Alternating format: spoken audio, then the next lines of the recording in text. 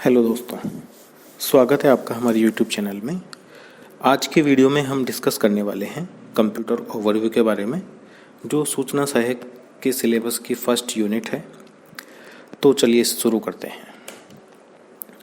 सबसे पहला जो सवाल है, अगर कंप्यूटर ओवरव्यू के बारे में बात कर रहे हैं तो इसका मतलब ये है कि हम कंप्यूटर के बारे में जानेंगे। कंप्यूटर कैसे बना, कंप्यूटर क्या होता है, किसने बनाया है और कैसे इसका विकास हुआ है।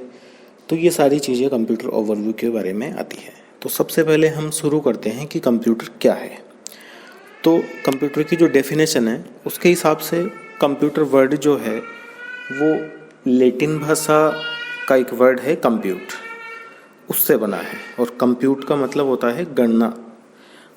तो कंप्यूटर का मतलब हुआ गणना करना, ठीक है। तो कंप्यूटर का शाब्दिक अर्थ हो गया गणना करने वाला। कंप्यूटर एक इलेक्ट्रॉनिक सिस्टम है जो निर्देशों के समूह के नियंत्रण में डेटा तथा तथ्य पर क्रिया करके इंफॉर्मेशन उत्पन्न करता है। मतलब कंप्यूटर एक इलेक्ट्रॉनिक डिवाइस है जो क्या करता है, यूजर से डेटा लेता है, उस पर प्रोसेसिंग करता है और उस पर प्रोसेसिंग करके इंफॉर्मेशन जनरेट करता है, जिसे आउटपुट कहते हैं। कंप्यूटर में डेटा को स्वीकार करके प्रोग्राम को क्रियान्वित करने की क्षमता होती है।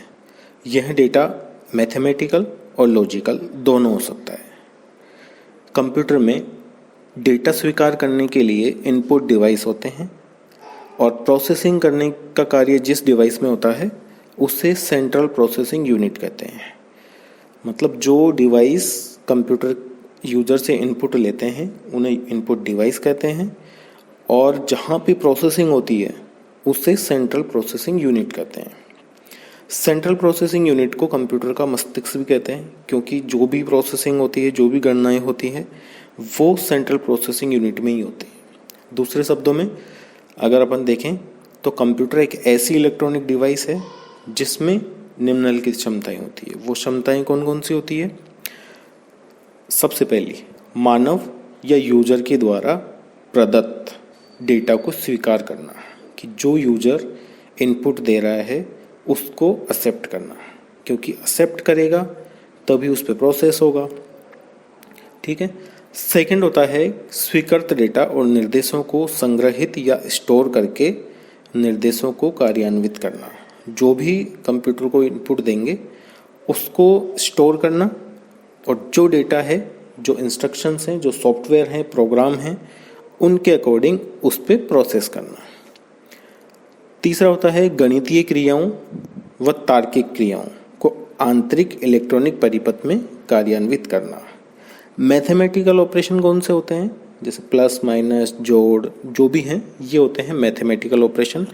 और लॉजिकल ऑपरेशन होते हैं जहाँ पे कोई कंडीशन वाले ऑपरेशन हो, कि अगर ऐसा हो तो ऐसा होना चाहिए, अगर ये कंडीशन हो तो इसका आउटपुट ऐसा होना चाहिए।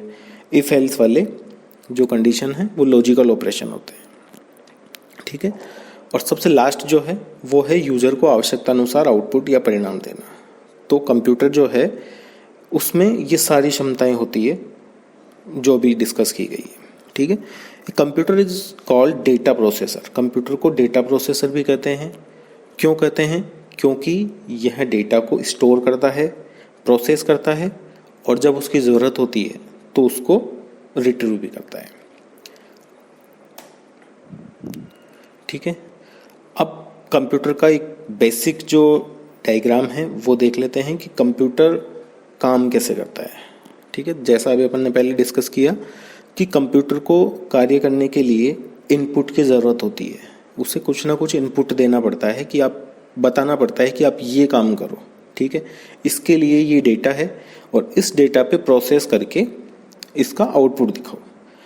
तो जो इनपुट है सबसे पहले होता है इनपुट यूनिट, वहाँ से कंप्यूटर डेटा लेगा, ठीक है। अब वो डेटा कैसे लेगा? वो इनपुट डिवाइस से लेगा, जैसे कीबोर्ड, माउस, इस तरीके के जो इनपुट डिवाइस होते हैं वहाँ से डेटा लेगा। फिर उसकी जो प्रोसेसिंग है वो प्रोसेसिंग होगी। वो प्रोसेसिंग कहाँ होगी? वो होगी सेंट्रल प्रोसेसिंग यूनिट में, ठीक है। और वहाँ से प्रोसेस होने के बाद में उसका आउटपुट दिखेगा, वो यूज़र को दिखेगा। और वो कहाँ दिखेगा? या तो मॉनिटर में दिखेगा या उसका प्रिंट आउट, अगर हार्ड कॉपी निकालनी है तो प्रिंटर की मदद से उसका आउटपुट दिखेगा। ठीक है, ये कंप्यूटर का एक बेसिक डायग्राम है। अब जब हम बात कर रहे हैं डेटा प्रोसेसिंग की, तो डेटा प्रोसेसिंग क्या होती है? सबसे पहले तो आप ये समझो कि डेटा क्या होता है। डेटा भी दो तरीके का होता है, रॉ डेटा और प्रोसेस डेटा। ठीक है, जो प्रोसेस डेटा होता है उसे एक तरीके से इंफॉर्मेशन भी कह सकते हैं।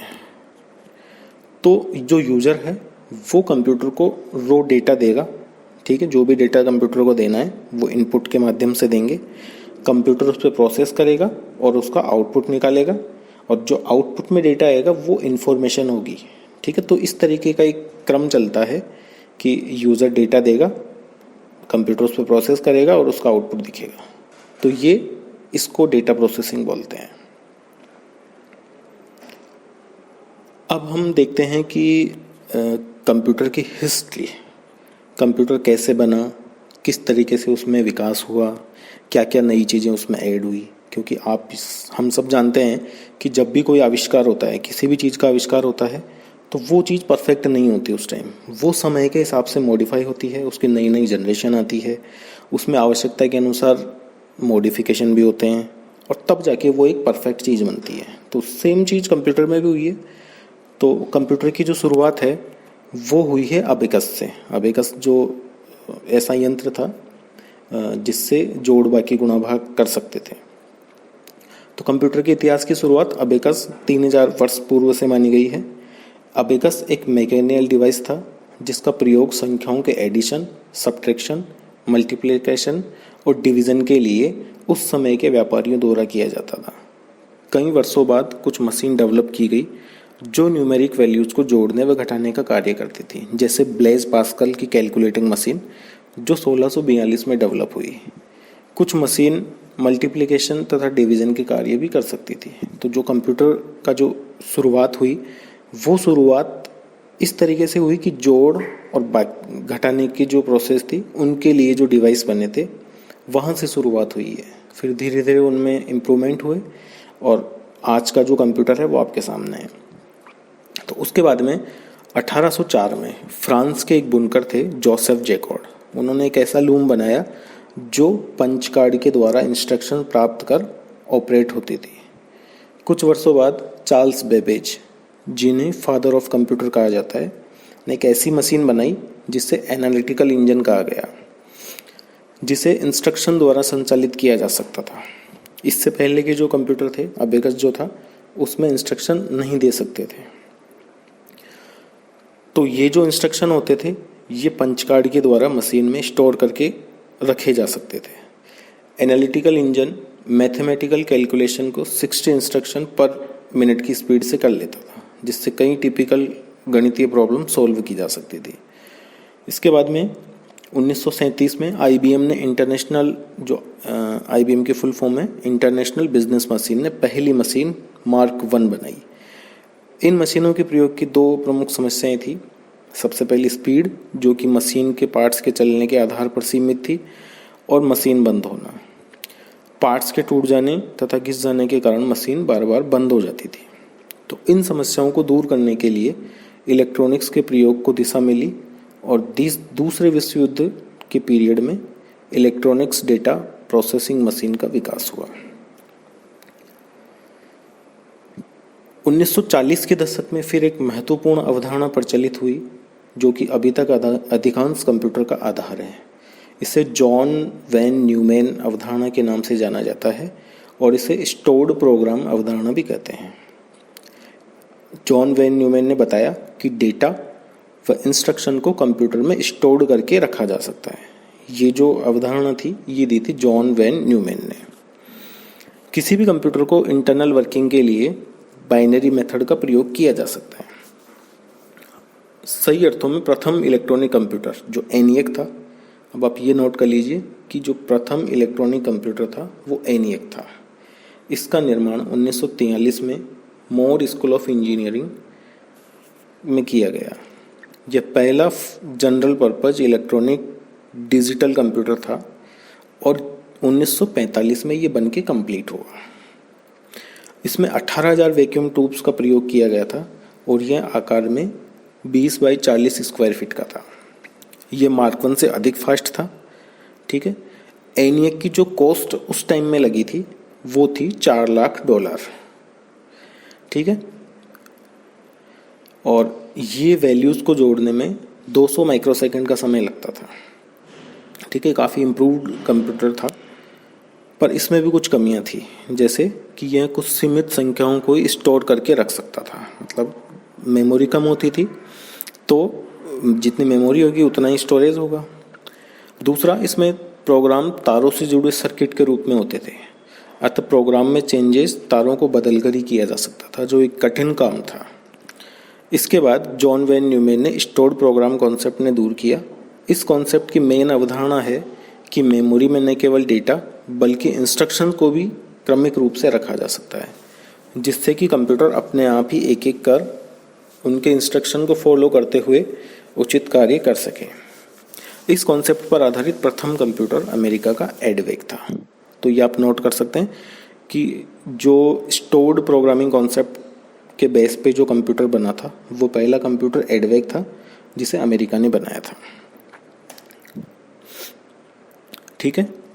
ये था अपना कंप्यूटर की हिस्ट्री की किस तरीके से कंप्यूटर के क्षेत्र में विकास हुए और कैसे आज का जो इम्प्रूव्ड कंप्यूटर है वो जनरेट हुआ।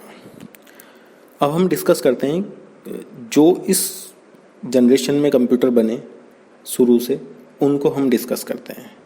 पहला जो कंप्यूटर था वो था अबेकस। फोटो में आप देख सकते हैं कि किस तरीके का कंप्यूटर था। ये इस आज के ज़माने में ये कंप्यूटर नहीं, ये बच्चों का खिलौना है। ठीक है। पर ये कंप्यूटर की शुरुआत मानी जाती है। तो अबेकस कैलकुलेशन यंत्र का निर्माण चीन देश ने लगभग 3000 वर्ष पूर्व किया था। चीन में अबेकस कैलकुलेशन यंत्र एक ऐसा कैलकुलेशन यंत्र था जिसके माध्यम से चीनी लोग अपने देश से संबंधित, अपने व्यापार से संबंधित अन्य कैलकुलेशन का हिसाब किताब, जोड़ भाग गुणा करने के लिए उपयोग करते थे। ठीक है। उसके बाद में आया कंप्यूटर जो था उसका नाम था स्लाइड रूल। अंग्रेजी गणितज्ञ एडमंड गुंटर ने स्लाइड रूल, या हिंदी में इसको विसर्पी गणक भी कहते हैं, यह मशीन सेम वही काम कर सकती थी, जोड़ बाकी गुणा भाग इस तरीके की प्रक्रिया कर सकती थी, और ये जैसे अभी स्केल होता है उस तरीके की मशीन होती थी। इसके बाद में आया पास्कल लाइन। 17वीं शताब्दी में फ्रांस के गणितज्ञ थे एक ब्लेज पास्कल। इन्होंने एक मैकेनिकल डिजिटल कैलकुलेटर बनाया, उसको पास्कल लाइन कहते हैं। यह मशीन एडिंग मशीन भी कहा जाता था इस मशीन को, क्योंकि यह केवल जोड़ कर सकती थी। ये मशीन सिर्फ जोड़ कर सकती थी। यह मशीन घड़ी और ओडोमीटर के सिद्धांत पर कार्य करती थी। ब्लेज पास्कल की इस एडिंग मशीन को पास्कल लाइन कहते हैं, जो सबसे पहला यांत्रिक गणना यंत्र था। अगर आपसे पूछें कि फर्स्ट मैकेनिकल कैलकुलेटिंग मशीन कौन सी थी, तो वो थी पास्कल लाइन। फिर उसके बाद सन 1694 में जर्मन गणितज्ञ व दार्शनिक गॉटफ्रेड वॉन लेबनीज ने पास्कल लाइन का एक विकसित रूप तैयार किया, जो जोड़ के अलावा गुणा व भाग की क्रिया भी कर सकती थी। ठीक है। तो इसी यंत्र को जो लेबनीज थे उन्होंने विकसित किया। इसी का एक विकसित रूप था, पर ये जो मशीन है वो जोड़ के साथ में गुणा और भाग भी कर सकती थी। इसके बाद में आता है जैक्वार्ड लूम। ये लगभग 1801 के आसपास में फ्रांसीसी बुनकर थे जोसेफ जैक्वार्ड। इन्होंने एक मशीन बनाई, उन्होंने खुद की सुविधा के लिए मशीन बनाई थी कि जो कपड़ों को ऑटोमेटिक डिज़ाइन या पैटर्न दे देता था। इस लूम की विशेषता यह थी कि यह कार्डबोर्ड में छिद्रित पंच कार्डों के साथ कपड़े के पैटर्न को नियंत्रित करता था। पंच कार्ड पर छेदों की उपस्थिति या अनुपस्थिति से धागों को निर्देशित किया जा सकता था। ठीक है। नेक्स्ट देखते हैं। अब यहाँ से जो शुरुआत मानी जाती है कंप्यूटर की, वो मानी जाती है चार्ल्स बेबेज का डिफरेंस इंजन और एनालिटिकल इंजन। चार्ल्स बेबेज ने 1822 में डिफरेंस इंजन का आविष्कार किया, जो भाप से चलता था और गणनाएं कर सकता था। ठीक है। और 1842 में चार्ल्स बेबेज ने एक स्वचालित मशीन बनाई, उसका नाम था एनालिटिकल इंजन, जो पंच कार्ड के दिशा निर्देशों के अनुसार कार्य करता था तथा मूलभूत अंक जोड़, घटाव, गुणा, भाग कर सकते थे। ये जो कंप्यूटर उन्होंने बनाया एनालिटिकल इंजन, इसकी वजह से चार्ल्स बेबेज को कंप्यूटर का जनक कहा जाता है, फादर ऑफ कंप्यूटर कहा जाता है। लेडी एडा ऑगस्टा ने एनालिटिकल इंजन में पहला प्रोग्राम डाला, अतः इसे दुनिया का प्रथम प्रोग्राम भी कहा जाता है। और उन्हें 2 अंकों की संख्या प्रणाली जो बाइनरी सिस्टम होता है उसके आविष्कार का श्रेय भी है। ठीक है, तो ये जो एनालिटिकल इंजन था ये इंग्लैंड में विकसित हुआ और ये जो यंत्र है ये आधुनिक कंप्यूटर का प्रोटोटाइप है, मतलब कंप्यूटर की शुरुआत आप यहीं से मान सकते हैं। इस यंत्र के 5 प्रमुख भाग थे और ये जो कंप्यूटर कंप्लीट किया था ये किया था लेडी एडा ऑगस्टा के द्वारा। ठीक है, उसके बाद में आता है हॉवर्ड का मार्क 1 कंप्यूटर। 1994 में IBM के 4 शीर्ष इंजीनियरों और डॉक्टर हॉवर्ड आइकेन ने एक मशीन विकसित की। इसका आधिकारिक नाम ऑटोमेटिक सीक्वेंस कंट्रोल कैलकुलेटर रखा गया। ठीक है, बाद में हॉवर्ड विश्वविद्यालय ने इस मशीन का नाम बदलकर मार्क 1 रखा गया। यह विश्व का पहला स्वचालित विद्युत यांत्रिक कंप्यूटर था। ठीक है, इसमें 500 मील के लंबाई के तार और 3 मिलियन विद्युत संयोजन कनेक्शन लगे हुए होते थे। अब आप देख लीजिए फोटो में कि ये कितना बड़ा कंप्यूटर होता था। इनको रखने के लिए बड़े बड़े कमरों की ज़रूरत पड़ती थी और ये 6 सेकंड में 1 गुणा और 12 सेकंड में 1 भाग कर सकता था। ठीक है, इसके बाद में जो है वो ENIAC है। ENIAC कंप्यूटर दुनिया का पहला इलेक्ट्रॉनिक डिजिटल कंप्यूटर था और ENIAC का जो पूरा नाम है वो है electronic numerical integrator and computer. यह कंप्यूटर वर्ल्ड वॉर सेकेंड के दौरान अमेरिकी सेना द्वारा आकाशगंगा और आयनी बम निर्माण के लिए बॉलिस्टिक टेबल की गणना के लिए विकसित किया गया था। ठीक है, उसके बाद में जो है वो आता है EDVAC कंप्यूटर। EDVAC का पूरा नाम है electronic discrete variable automatic computer. EDVAC एक डिज़ाइन कंप्यूटर था जो 1949 में बनाया गया। EDVAC का निर्माण John von Neumann, John Presper एचोल्स और जॉन मॉकली के द्वारा किया गया। इसका वजन लगभग 7.5 टन था और इसमें 6000 बल्ब लगे थे। EDVAC कंप्यूटर एक बहुत ही विशाल उपकरण था जो 40 फुट लंबा और 10 फुट ऊंचा था। EDVAC कंप्यूटर में एक महत्वपूर्ण विशेषता थी कि इसे बाकी कंप्यूटरों से अलग बनाती थी। इसमें प्रोग्राम और डेटा दोनों को आवेशित करने के लिए मेमोरी का उपयोग किया गया। तो EDVAC जो कंप्यूटर है सबसे पहले मेमोरी का यूज़ इसी में किया गया था।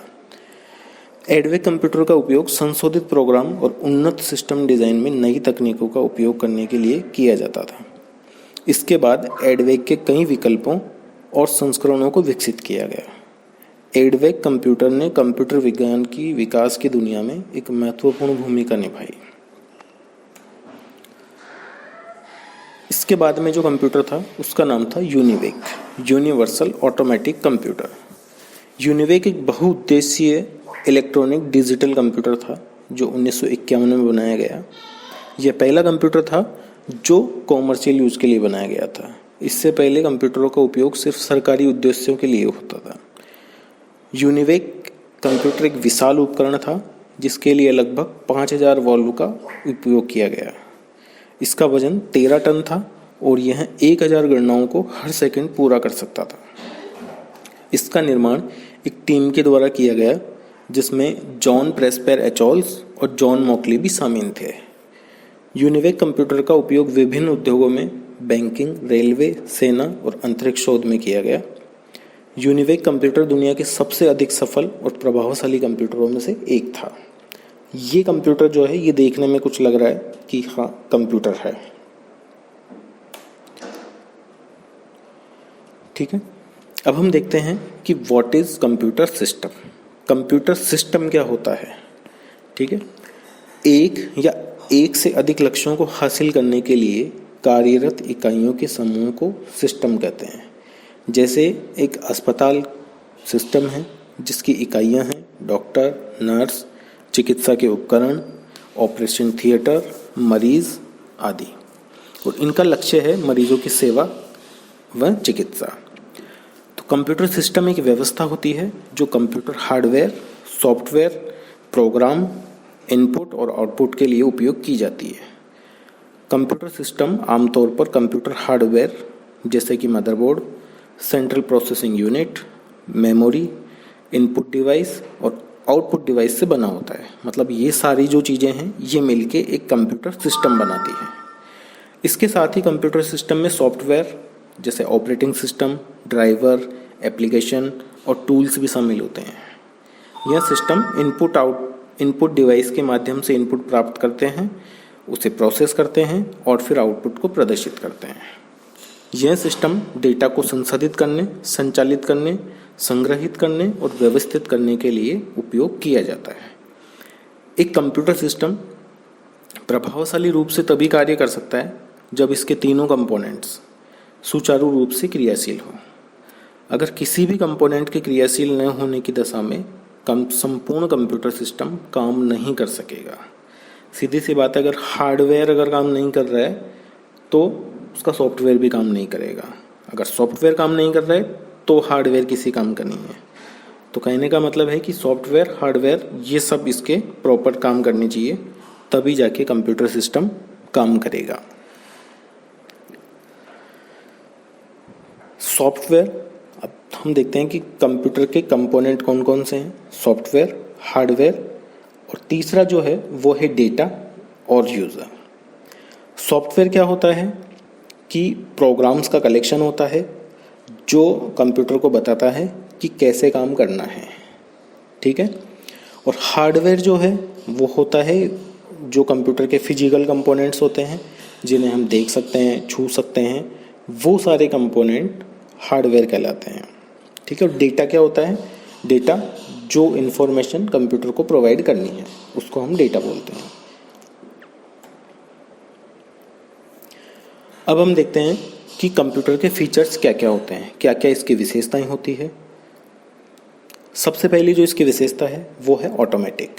कंप्यूटर जो है वो स्वचालित होता है।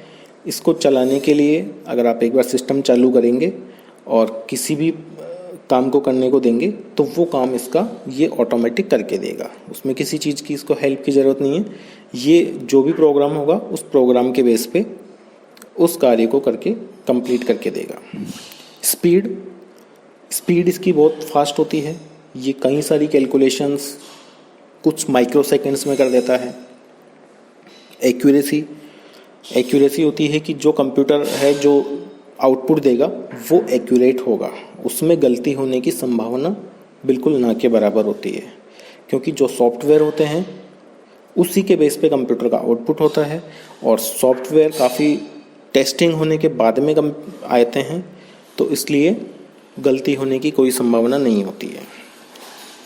डिलीजेंस, ये काम करते हुए थकता नहीं है। आप अगर चाहें तो इससे एक साथ 2 दिन, 4 दिन, 5 दिन तक भी काम करवा सकते हैं, ये कभी थकेगा नहीं। और अगर किसी इंसान से आप काम करवाओगे तो वो कुछ समय पश्चात थक जाएगा। वर्सेटिलिटी, ये बहुमुखी प्रतिभा वाला होता है, एक साथ बहुत से कार्य कर सकता है और हर काम इसका परफेक्ट होगा।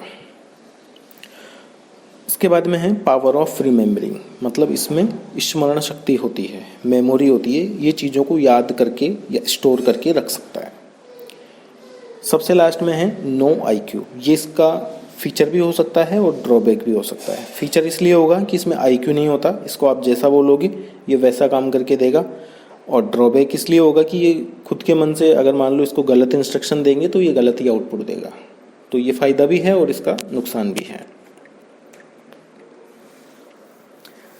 अब देखते हैं कि कंप्यूटर में क्या क्या लिमिटेशन है। फ़ायदे भी हैं, लिमिटेशन भी हैं। सबसे जो है वो है लैक ऑफ आईक्यू, इसमें सोचने की क्षमता बिल्कुल नहीं है। दूसरा है फीलिंगलेस, ये कुछ भी महसूस नहीं कर सकता, ये एक मशीन है और इसमें फीलिंग्स के लिए कोई स्थान नहीं है। तीसरा जो इसका ड्रॉबैक है वो ये है कि do not learn from past experience, ये अगर पहले किसी कार्य को कर दिया है तो उसका इसको कोई एक्सपीरियंस नहीं होता। ये इंस्ट्रक्शंस के बेस पे काम करता है और अगर इंस्ट्रक्शन गलत है तो ये पहले भी गलती आउटपुट देगा, और दूसरी बार अगर आउटपुट देगा तो वो भी गलत ही देगा, क्योंकि इंस्ट्रक्शन अगर गलत है तो गलत ही आउटपुट होगा। तो ये इसका एक ड्रॉबैक है। लिमिटेड मेमोरी, इसमें जो मेमोरी होती है वो लिमिटेड होती है, और एक बोल सकते हैं गार्बेज इन गार्बेज आउट। अगर आप इसमें गलत इंस्ट्रक्शन दोगे तो आपको गलत ही आउटपुट मिलेगा। ठीक है, अब हम देखते हैं कि कंप्यूटर क्या क्या कार्य कर सकता है। कार्य क्षमता, उपयोगिता, उत्पादकता के कारण आज कंप्यूटर मानव जीवन का अभिन्न अंग बन गया है। आज कंप्यूटर का प्रयोग निम्नलिखित फील्ड में कर सकते हैं। सबसे पहला जो फील्ड है वो एजुकेशन में बहुत काम में आ रहा है। कंप्यूटर का डेवलपमेंट मुख्यतः मैथमेटिकल प्रॉब्लम को सॉल्व करने के लिए हुआ था, अतः इसका सबसे अधिक उपयोग गणित, सांख्यिकी, इकोनॉमिक्स जैसे जटिल विषयों को समझने के लिए किया जाता है। स्कूल और कॉलेज में विद्यार्थियों की पर्सनल इन्फॉर्मेशन को वापस प्राप्त किया जा सकता है। स्कूल में विद्यार्थियों को अलग अलग सब्जेक्ट से रिलेटेड विभिन्न प्रकार की एजुकेशन कंप्यूटर द्वारा सिखाई जाती है। बिजनेस और कॉमर्स में कंप्यूटर का यूज बिजनेस में सबसे अधिक किया जा रहा है।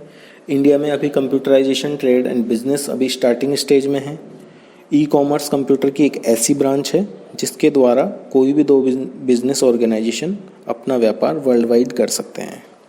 हेल्थ के क्षेत्र में इसका उपयोग होता है। स्वास्थ्य संबंधी कार्यों में भी कंप्यूटर का अधिक से अधिक उपयोग किया जा रहा है, जैसे सिटी स्कैन, अल्ट्रासाउंड, सोनोग्राफी आदि कार्यों में यूज में ली जाने वाली मशीन कंप्यूटर से नियंत्रित होती है। एडमिनिस्ट्रेशन, ऑफिस में कर्मचारियों से संबंधित सूचनाओं को कंप्यूटर में स्टोर करके आवश्यकता अनुसार उपयोग में लिया जा सकता है। पुलिस डिपार्टमेंट में अपराधियों के रिकॉर्ड्स को कंप्यूटर में स्टोर करके रखा जाता है। किसी भी ऑफिस में एम्प्लॉयज़ का ध्यान रखने के लिए तथा समय समय पर विभिन्न प्रकार की इंफॉर्मेशन भेजने के लिए कंप्यूटर का उपयोग लिया जाता है। DTP work and printing work जैसे न्यूज़पेपर, बुक्स, इनविटेशन कार्ड आदि सभी प्रकार के कार्य डीटीपी के अंतर्गत आते हैं। इन सभी प्रकार के कार्यों को करने के लिए कंप्यूटर का प्रयोग किया जा रहा है, जिससे इन कार्यों की स्पीड तथा क्वालिटी बेटर हो गई है। डीटीपी के लिए कुछ विशेष प्रकार के प्रोग्राम या सॉफ्टवेयर की आवश्यकता होती है, जैसे फ़ोटो एडिटिंग के लिए फोटोशॉप, कार्ड डिज़ाइन के लिए कोरल ड्रॉ, मैगजीन के लिए page draw etcetera. Message transmission के लिए भी कंप्यूटर काम में आता है। एस्ट्रोलॉजी के लिए भी काम में आता है। म्यूजिक के लिए भी काम में आता है। म्यूजिक बना भी सकते हैं और म्यूजिक सुन भी सकते हैं। और एंटरटेनमेंट, इसके लिए तो कंप्यूटर काम में आता ही है। कंप्यूटर का use video games, movies, music इत्यादि देखने के लिए और उनको डेवलप करने के लिए भी किया जा रहा है। मूवीज़ में कंप्यूटर का प्रयोग स्पेशल इफेक्ट अप्लाई करने के लिए किया जाता है। विभिन्न प्रकार की कार्टून तथा एनिमेशन कंप्यूटर पर ही डेवलप की जाती है। और विजुअल इफ़ेक्ट्स, जिन्हें VFX भी कहा जाता है, इसके लिए काम में लिए जाने वाले सॉफ्टवेयर जो हैं वो एडोब आफ्टर इफेक्ट और ऑटोडेस्क माया है। ठीक है, अब हम इतना सब कुछ हो गया, कंप्यूटर क्या कर सकता है, क्या नहीं कर सकता है। अब इसके बाद में हम देखते हैं कि जो कंप्यूटर की जनरेशन्स हैं वो किस तरीके से डेवलप हुई। तो जो कंप्यूटर की जनरेशन है वो मूल रूप से 5 जनरेशन में कंप्यूटर को माना जाता है। और इसकी जो पहली जनरेशन थी वो थी जब कंप्यूटर की शुरुआत हुई। तो फर्स्ट जनरेशन में जो कंप्यूटर की साइज़ थी वो बहुत बड़ी हुआ करती थी। आप इनके साइज़ का अंदाज़ा इसी बात से लगा सकते हैं कि इन कंप्यूटर को रखने के लिए एक कमरे की ज़रूरत पड़ती थी।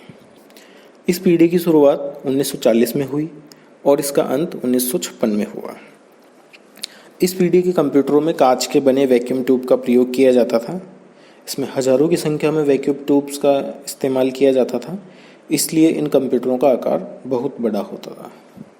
पहली पीढ़ी के कंप्यूटर इतने एडवांस और मॉडर्न नहीं हुआ करते थे, इनमें काफ़ी कमियां थी। ये कंप्यूटर काम करते वक्त जल्दी गर्म हो जाया करते थे और विश्वसनीय भी नहीं थे। पहली पीढ़ी के कंप्यूटर का उपयोग गणना करने, डेटा को स्टोर करने और वैज्ञानिक कार्यों के लिए किया जाता था। इस पीढ़ी के कंप्यूटरों में मुख्य रूप से बैच प्रोसेसिंग ऑपरेटिंग सिस्टम का इस्तेमाल किया जाता था। इन कंप्यूटरों में प्रोग्रामिंग करना बहुत ही मुश्किल काम था और ये बिजली भी बहुत खर्च करते थे। इसके जो एग्जाम्पल है वो ENIAC है, EDVAC है, यूनिवेक है, IBM 701 है, एडसेक है और IBM 650 है। ये फर्स्ट जनरेशन के कंप्यूटर हैं। अब इसके जो पहली पीढ़ी के कंप्यूटर थे उनके फ़ायदे और नुकसान देखते हैं। तो एडवांटेज में पहला है कि इस पीढ़ी के कंप्यूटर की डेटा की कैलकुलेशन बहुत तेज़ी से करते थे। ये मिली सेकेंड में गणना कर सकते थे और उस समय वैक्यूम ट्यूब्स आसानी से मिल जाया करती थी। वैक्यूम ट्यूब्स की टेक्नोलॉजी ज़्यादा महंगी नहीं थी। इन कंप्यूटरों में साइंटिफिक काम हो सकते थे और इन कंप्यूटरों में इंफॉर्मेशन और डेटा को स्टोर करने की क्षमता थी। ये इनके फ़ायदे हैं। और नुकसान ये थे कि पहली जनरेशन के कंप्यूटर का साइज़ बहुत बड़ा था। इस जनरेशन के कंप्यूटर काम करते समय काफ़ी गर्म हो जाया करते थे। कंप्यूटर को ठंडा रखने के लिए एयर कंडीशनर की ज़रूरत पड़ती थी और बड़े आकार में होने के कारण ये बहुत अधिक मात्रा में बिजली का इस्तेमाल करते थे। इन कंप्यूटर को मेंटेन करके रखना काफ़ी ज़्यादा मुश्किल होता था। ये केवल मशीन लैंग्वेज का इस्तेमाल करते थे और इसमें प्रोग्रामिंग करना भी एक कठिन कार्य था। ठीक है, अब हम आते हैं सेकंड जनरेशन के जो कंप्यूटर हैं वो। इनकी शुरुआत 1956 में हुई थी और अंत 1963 में हुई। दूसरी पीढ़ी के कंप्यूटर में ट्रांजिस्टर का इस्तेमाल किया जाता था। फर्स्ट जनरेशन में आप देखेंगे तो वैक्यूम ट्यूब्स का इस्तेमाल होता था, जबकि सेकंड में क्या हुआ, ट्रांजिस्टर का इस्तेमाल हुआ। ट्रांजिस्टर वैक्यूम ट्यूब के मुकाबले काफ़ी छोटे होते हैं।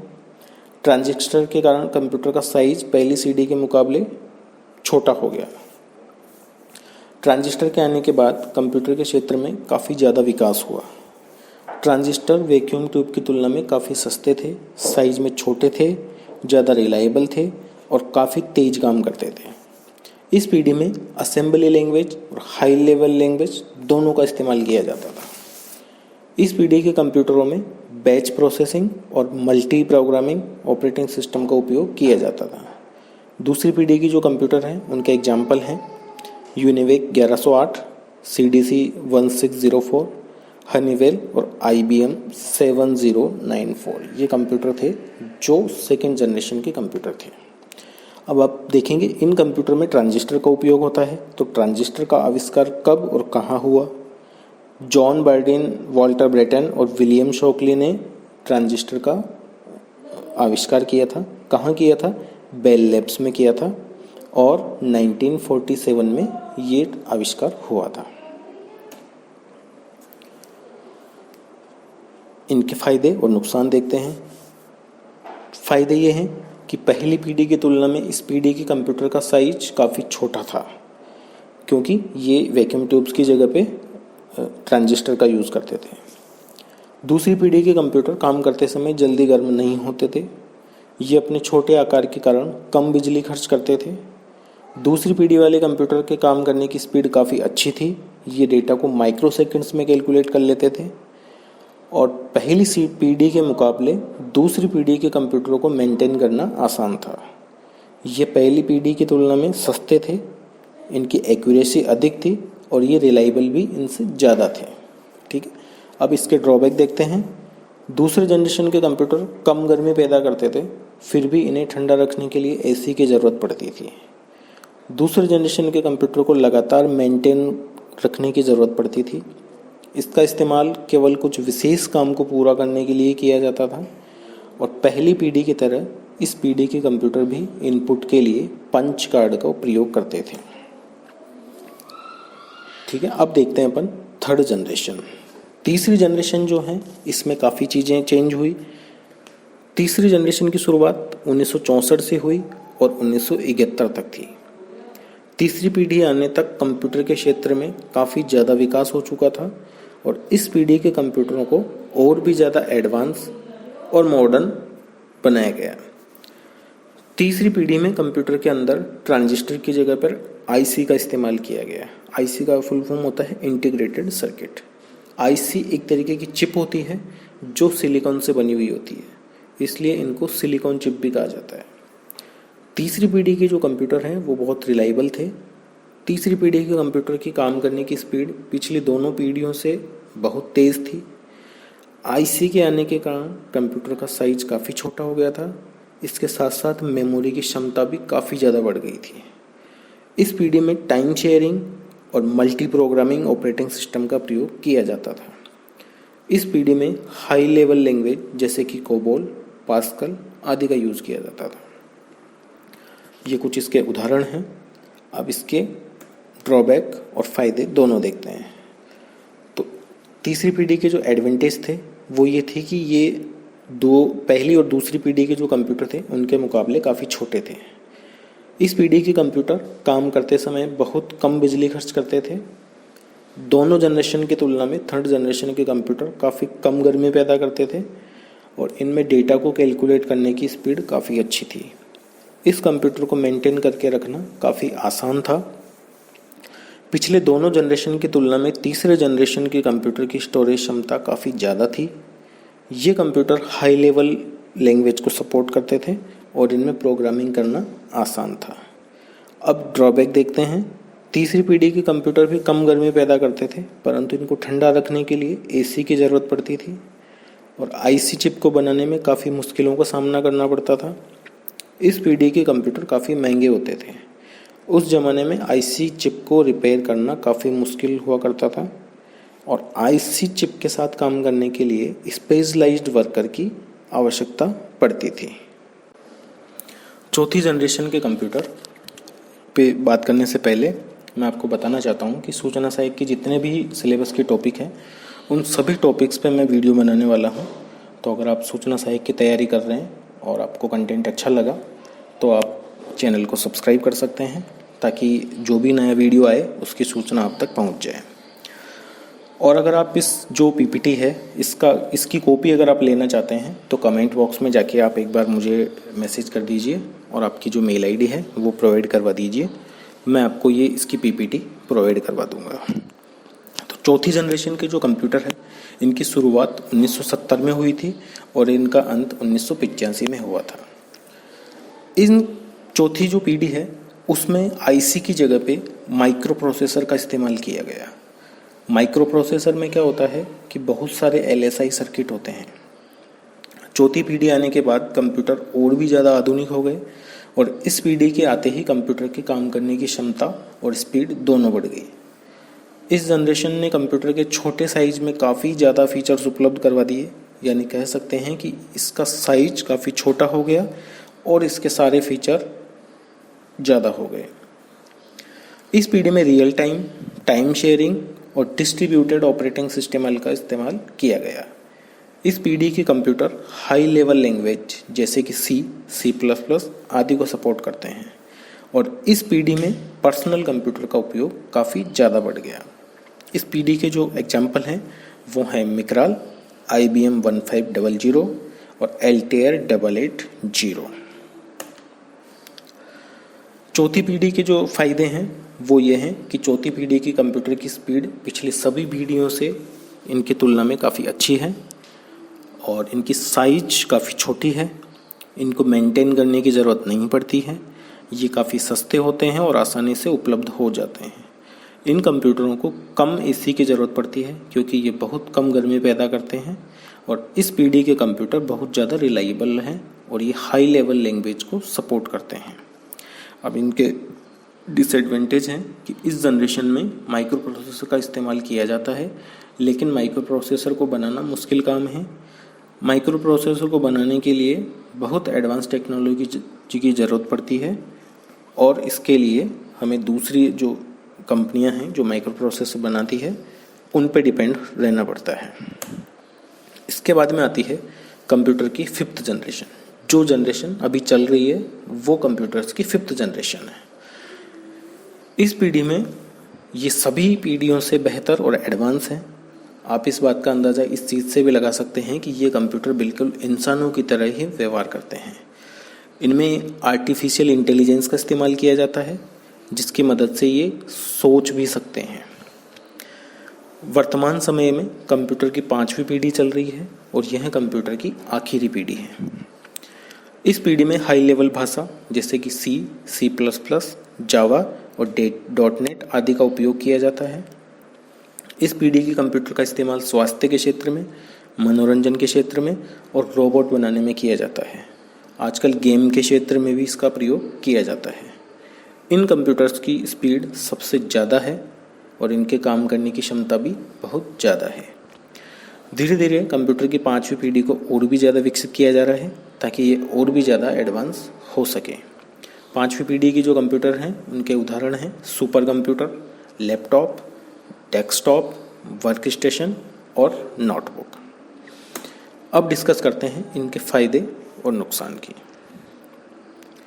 अब कुछ टर्म हैं वो हम देखते हैं जो कंप्यूटर के क्षेत्र में ज़्यादा काम में आती है। डेटा प्रोसेसिंग और इन्फॉर्मेशन। डेटा क्या होता है?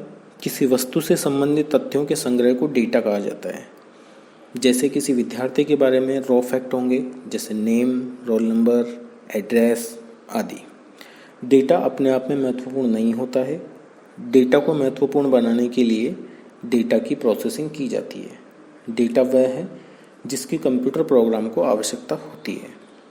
डेटा कोई न्यूमेरिक वैल्यू, कैरेक्टर, वर्ड या स्पेशल सिंबल भी हो सकता है।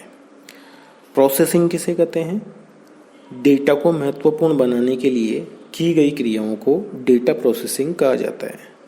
चूँकि कंप्यूटर एक इलेक्ट्रॉनिक मशीन है, अतः इन क्रियाओं को इलेक्ट्रॉनिक डेटा प्रोसेसिंग के अंतर्गत कुछ क्रियाएं जैसे कैलकुलेशन, कंप्रेशन, डिसीजन मेकिंग आदि टाइप के कार्य किए जाते हैं।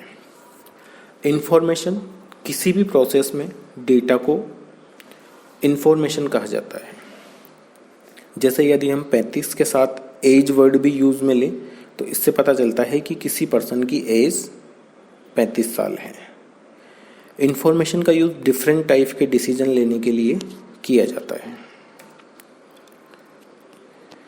अब हम देखते हैं कि कंप्यूटर के प्रकार, कंप्यूटर कितने प्रकार के होते हैं वो अब हम इस टॉपिक में देखेंगे। कंप्यूटर अपने कामकाज, प्रयोजन और उद्देश्य के आधार पर और आकार शक्ति के आधार पर विभिन्न प्रकार के होते हैं। अतः इनको सीधे इनका वर्गीकरण करना कठिन है, इसलिए इन्हें हम 3 आधारों पर वर्गीकृत करते हैं। पहला जो है वो है अनुप्रयोग, एप्लीकेशन के आधार पे, दूसरा है उद्देश्य और तीसरा है आकार। सबसे पहले हम देखते हैं एप्लीकेशन के बेस पे। एप्लीकेशन के बेस पे कंप्यूटरों को 3 प्रकार से डिवाइड किया गया है: एनालॉग कंप्यूटर, डिजिटल कंप्यूटर और हाइब्रिड कंप्यूटर। एनालॉग कंप्यूटर क्या होते हैं? एनालॉग कंप्यूटर वह होते हैं जो मात्राओं जैसे प्रेशर, दाब, तापमान, टेम्परेचर, लंबाई आदि को मापकर उनके परिणाम अंकों में व्यक्त करते हैं। कंप्यूटर किसी राशि का परिणाम तुलना के आधार पर करते हैं। जैसे कि एक थर्मामीटर कोई गणना नहीं करता है, अपितु ये पारे से संबंधित प्रसार की तुलना करके शरीर के तापमान को मापता है। एनालॉग कंप्यूटर मुख्य रूप से विज्ञान और इंजीनियरिंग के क्षेत्र में प्रयोग किए जाते हैं, क्योंकि इन क्षेत्रों में मात्राओं का अधिक उपयोग होता है। ये कंप्यूटर केवल अनुमानित परिणाम देते हैं और इनके एग्जाम्पल है स्पीडोमीटर और भूकंप सूचक यंत्र। इस तरीके के जो कंप्यूटर होते हैं उन्हें एनालॉग कंप्यूटर कहा जाता है। इसके बाद में नंबर आता है डिजिटल कंप्यूटर। डिजिटल कंप्यूटर वह होता है जो अंकों की गणना करता है। डिजिटल कंप्यूटर डेटा और प्रोग्राम्स को 0-1 में परिवर्तित करके उनको इलेक्ट्रॉनिक्स के रूप में ले आता है। अधिकतर कंप्यूटर डिजिटल कंप्यूटर की श्रेणी में आते हैं। जैसे अभी जो भी कंप्यूटर हैं, जैसे हम डेस्कटॉप, लैपटॉप वगैरह यूज़ करते हैं, वो सब डिजिटल कंप्यूटर के ही उदाहरण हैं। तीसरा होता है हाइब्रिड कंप्यूटर। हाइब्रिड का अर्थ है संकरित, मतलब अनेक गुणधर्म युक्त होना। ये वे कंप्यूटर होते हैं जिनमें एनालॉग कंप्यूटर और डिजिटल कंप्यूटर दोनों के गुण उपस्थित होते हैं, तो ऐसे कंप्यूटर को हाइब्रिड कंप्यूटर कहते हैं। एग्जाम्पल इनके ATM मशीन जो होती है वो हाइब्रिड कंप्यूटर का एग्जाम्पल है। पेट्रोल पंप मशीन जो है वो भी हाइब्रिड कंप्यूटर का एग्जाम्पल है। ECG मशीन होती है, ये भी हाइब्रिड होती है। और अल्ट्रासाउंड की जो मशीन है वो भी हाइब्रिड कंप्यूटर का ही एक उदाहरण है। इसके बाद में हम देखते हैं कि उद्देश्यों के आधार पर कंप्यूटर का वर्गीकरण। उद्देश्य के आधार पर कंप्यूटर को 2 भागों में विभाजित किया गया है, एक सामान्य उद्देश्य और एक विशिष्ट उद्देश्य कंप्यूटर। सामान्य उद्देश्य जो है उनको जनरल पर्पज कंप्यूटर कहते हैं और विशिष्ट उद्देश्यों को स्पेशल पर्पज कंप्यूटर कहते हैं। तो सबसे पहले हम देखते हैं जनरल पर्पज कंप्यूटर। ये ऐसे कंप्यूटर होते हैं जिनमें अनेक प्रकार के कार्य करने की क्षमता होती है, लेकिन ये कार्य सामान्य होते हैं, जैसे शब्द प्रक्रिया, वर्ड प्रोसेसिंग में टाइप करके पत्र व दस्तावेज तैयार करना, दस्तावेजों को छापना, डेटाबेस बनाना आदि। इनकी सीपीयू की क्षमता सीमित और कीमत कम होती है। जो जनरल पर्पज कंप्यूटर है उसमें पीसी जो है अपना, उसका एक काफ़ी अच्छा उदाहरण है। इसके कार्य क्या होते हैं? पत्र लिखना, डॉक्यूमेंट तैयार करना, database management, internet surfing, entertainment etcetera, ये इसके कार्य होते हैं। और एग्जाम्पल जो है वो है डेस्कटॉप, लैपटॉप, नोटबुक, स्मार्टफोन, ये सारे इसके एग्जाम्पल हैं। सेकंड जो होते हैं वो होते हैं स्पेशल पर्पज कंप्यूटर। ये ऐसे कंप्यूटर होते हैं जिन्हें किसी विशेष कार्य के लिए तैयार किया जाता है। इनकी सीपीयू की क्षमता उस कार्य के अनुरूप होती है जिसके लिए इन्हें तैयार किया जाता है। उदाहरण के लिए संगीत संपादन करने हेतु स्टूडियो में लगाया जाने वाला कंप्यूटर स्पेशल पर्पज कंप्यूटर होता है। इसके अलावा विशिष्ट उद्देश्य कंप्यूटर निम्नलिखित में भी उपयोगी हैं: अंतरिक्ष विज्ञान और खगोल शास्त्र में, मौसम विज्ञान में, युद्ध में प्रक्षेपास्त्रों का नियंत्रण, उपग्रह संचालन, भौतिक व रसायन विज्ञान में शोध, चिकित्सा, यातायात नियंत्रण, समुद्र विज्ञान, कृषि विज्ञान, इंजीनियरिंग और फिल्म उद्योग में फिल्म एडिटिंग करने में। ये सारे विशिष्ट उद्देश्य कंप्यूटर होते हैं। अब हम देखते हैं आकार के आधार पर कंप्यूटरों का वर्गीकरण। आकार के आधार पर 5 तरीके के कंप्यूटर होते हैं। माइक्रो कंप्यूटर, इन्हें हम पर्सनल कंप्यूटर भी कहते हैं, work station, main frame computer, mini computer और सुपर कंप्यूटर। माइक्रो कंप्यूटर के क्षेत्र में माइक्रो कंप्यूटर जो है इसके बारे में जानते हैं। तकनीक के क्षेत्र में सन 1970 में एक क्रांतिकारी आविष्कार हुआ। यह आविष्कार था माइक्रो प्रोसेसर का, जिसके उपयोग से सस्ती कंप्यूटर प्रणाली बनना संभव हुआ। यह कंप्यूटर एक डेस्क पर अथवा एक ब्रीफ केस में भी रखे जा सकते थे। ये छोटे कंप्यूटर माइक्रो कंप्यूटर कहलाते हैं। माइक्रो कंप्यूटर कीमत में सस्ते और आकार में छोटे होते हैं, इसलिए इसे व्यक्तिगत उपयोग के लिए घर या बाहर किसी भी कार्य क्षेत्र में लगाए जा सकते हैं। इन्हें पर्सनल कंप्यूटर या पीसी भी कहा जाता है। माइक्रो कंप्यूटर में एक ही सीपीयू लगा होता है। वर्तमान समय में माइक्रो कंप्यूटर का विकास तेजी से हो रहा है। परिणाम स्वरूप यह पुस्तक के आकार, फ़ोन के आकार और यहाँ तक कि घड़ी के आकार में भी आ रहे हैं। एग्जाम्पल हैं इसके PC, desktop computer, laptop, palm top, notebook और टैबलेट। इसके बाद में जो कंप्यूटर हैं वो है वर्क स्टेशन। वर्क स्टेशन आकार में माइक्रो कंप्यूटर के समान होने के बावजूद अधिक शक्तिशाली होते हैं तथा इन्हें विशेष रूप से जटिल कार्यों के लिए प्रयोग में लिया जाता है। इस प्रकार के कंप्यूटर माइक्रो कंप्यूटर लक्षणों को अपने अंदर रखते हैं और माइक्रो कंप्यूटर के समान ही एक समय में एक ही प्रयोक्ता के द्वारा होता है। ये माइक्रो कंप्यूटर की अपेक्षा महंगे होते हैं, किंतु माइक्रो कंप्यूटर में अपार बदलाव या वृहद स्तर के विकास के बाद अब वर्क स्टेशन का प्रचलन कम हुआ है तथा माइक्रो कंप्यूटर के उन्नत उत्पाद ने इसका स्थान लेना प्रारंभ कर दिया है। अब माइक्रो कंप्यूटर भी उन्नत ग्राफिक्स और संचार क्षमताओं के साथ बाजार में उपलब्ध हो रहे हैं। एक वर्क स्टेशन कंप्यूटर में अच्छी क्वालिटी का हाई लेवल रैम और मल्टी प्रोसेसर होता है। यह घर या मनोरंजक के रूप में उपयोग के बजाय व्यावसायिक कार्यों में इसका उपयोग किया जाता है। वर्क स्टेशन कंप्यूटर स्टोरेज क्षमता और स्पीड के आधार पर माइक्रो कंप्यूटर और मिनी कंप्यूटर के बीच में आते हैं। आमतौर पर इनका प्रयोग विशेष एप्लीकेशन जैसे डेस्कटॉप प्रकाशन, सॉफ्टवेयर डेवलपमेंट और इंजीनियरिंग एप्लीकेशन आदि के लिए किया जाता है।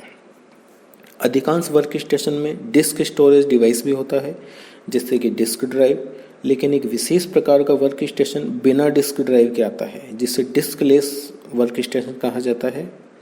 वर्क स्टेशन कंप्यूटर में ऑपरेटिंग सिस्टम के रूप में यूनिक्स ऑपरेटिंग सिस्टम का उपयोग किया जाता है और Sun micro systems, HP, DEC और IBM कुछ लोकप्रिय वर्क स्टेशन कंप्यूटर बनाने वाले निर्माता हैं।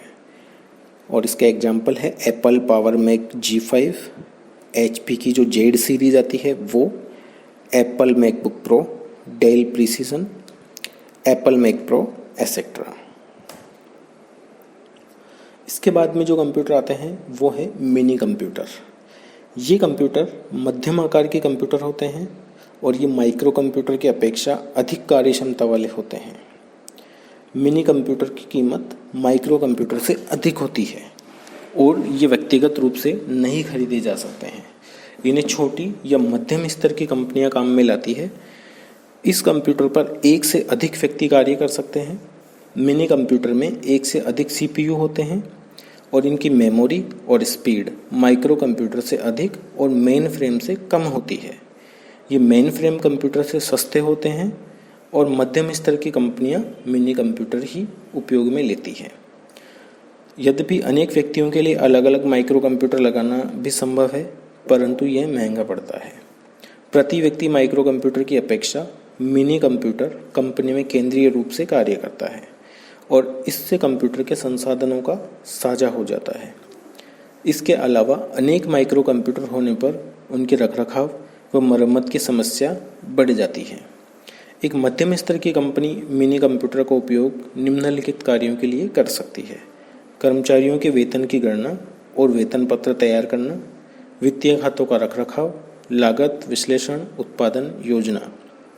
मिनी कंप्यूटर के अन्य उपयोग यातायात में यात्रियों के लिए आरक्षण प्रणाली का संचालन और बैंकों में बैंकिंग के कार्य। सबसे पहला मिनी कंप्यूटर PDP-8 एक रेफ्रिजरेटर के आकार का था और इसकी कीमत $1800 थी, जिसे DEC डिजिटल इक्विपमेंट कॉरपोरेशन ने सन 1965 में तैयार किया था। इसके बाद में आते हैं मेन फ्रेम कंप्यूटर। ये कंप्यूटर आकार में बहुत बड़े होते हैं, साथ ही इनकी संग्रहण क्षमता भी अधिक होती है। इनमें अधिक मात्रा में डेटा पर तीव्रता से प्रोसेस करने की क्षमता होती है, इसलिए इनका उपयोग बड़ी कंपनियां, बैंक तथा सरकारी विभाग के केंद्रीय कंप्यूटर के रूप में करते हैं। ये 24 घंटे कार्य कर सकते हैं और इन पर सैकड़ों यूजर्स एक साथ काम कर सकते हैं। मेन फ्रेम कंप्यूटर को एक नेटवर्क या माइक्रो कंप्यूटर से परस्पर जोड़ा जा सकता है।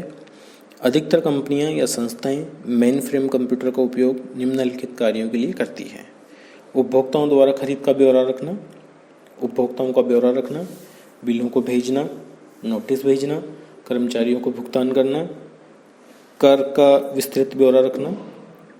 ये मेन फ्रेम कंप्यूटर के उदाहरण हैं: IBM 4381, ICL 39 और CDC साइबर श्रृंखला। ये सब मेन फ्रेम कंप्यूटर हैं। इसके बाद में जो कंप्यूटर हैं वो आते हैं super computer. Super computer computer की सभी श्रेणियों में सबसे बड़े आकार और सबसे अधिक संग्रहण क्षमता वाले होते हैं और इनकी सबसे अधिक स्पीड वाले होते हैं। इनमें अनेक CPU समानांतर क्रम में कार्य करते हैं। इस क्रिया को समानांतर प्रक्रिया कहते हैं, पैरेलल प्रोसेसिंग कहते हैं। इसमें अनेक CPU एक साथ कार्य करते हैं। सुपर कंप्यूटर पर अनेक उपयोगकर्ता एक साथ काम करते हैं, इसलिए इसे मल्टी यूजर कंप्यूटर भी कहते हैं। सुपर कंप्यूटर विश्व के सर्वाधिक तेज कंप्यूटर है जो कम समय में जटिल गणनाएं कर सकते हैं। इनकी प्रोसेसिंग स्पीड की गणना फ्लॉप्स में की जाती है। फ्लॉप्स का पूरा नाम होता है फ्लोटिंग पॉइंट ऑपरेशन पर सेकेंड। ठीक है। विश्व के प्रथम सुपर कंप्यूटर क्रे 1 का निर्माण का श्रेय अमेरिका की रिसर्च कंपनी क्रे रिसर्च कंपनी को जाता है, जिसकी स्थापना सैमूर क्रे ने की थी।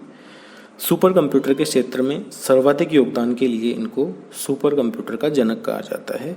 सैमूर क्रे जो हैं इनको कंप्यूटर का जनक कहा जाता है, सुपर कंप्यूटर का जनक। और जो नॉर्मल कंप्यूटर है उसका जनक चार्ल्स बेबेज को कहा जाता है। भारत में सुपर कंप्यूटर परम सीरीज का निर्माण CDEC ने किया था। CDEC का पूरा नाम है centre for development of advance computing, Pune के द्वारा किया गया है। और परम 800 CDEC के द्वारा विकसित पहला सुपर कंप्यूटर था, जिसका निर्माण 1991 में किया गया। अनुपम सीरीज के सुपर कंप्यूटर का विकास भाभा परमाणु अनुसंधान केंद्र द्वारा 1991 में किया गया। अनुपम अपने आंतरिक उपयोग के लिए भाभा परमाणु अनुसंधान केंद्र द्वारा डिजाइन और विकसित सुपर कंप्यूटरों की एक श्रृंखला है।